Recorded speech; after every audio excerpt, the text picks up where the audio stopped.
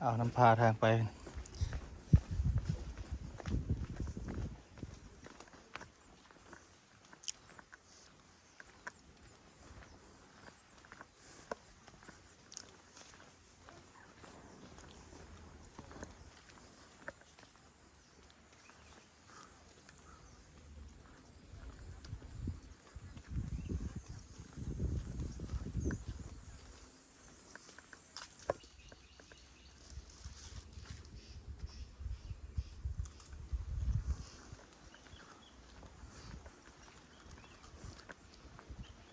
เป็นบึงได้นี่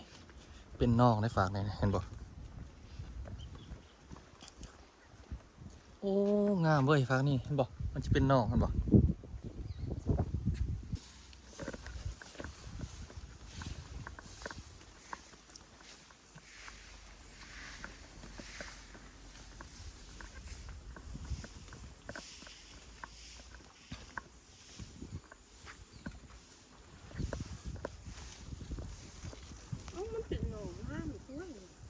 อันนี้บักงามเลยวะงามพิลึกเลย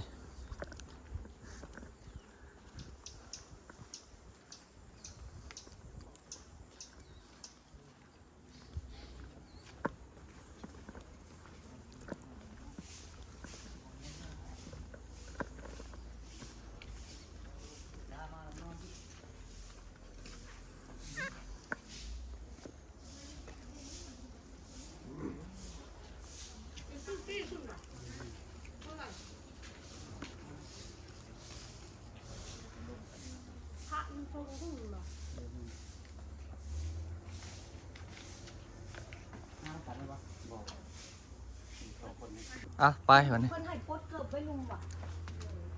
นี่เพิ่นให้ปดเกิบไว้ลุมฮะขึ้นไปซะนะปดนี่แล้วเฮาน่ะปดถึงมือแล้วปดถึงปดอีกไม่จังได้นวดตีนห้อง แมนอ่ะนี่แหละเนาะปลาโถทางขึ้นพูดเขาก็แซ่บเนาะเนาะเหนียวหมักเอาอีกบ่เขายิงเลย เอาเจ้าคือบ่ปด โอ้นี่มองขึ้นแล้วเนาะวิวทางลม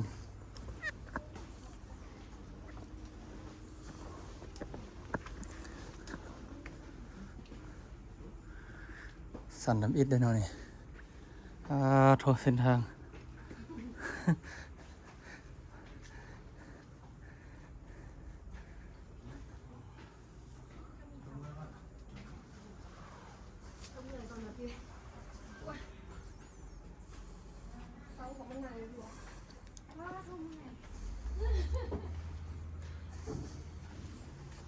ลงทางลมจะเป็นหนองเลยเนาะเป็นสระเป็นบึงไปสั่นแหละ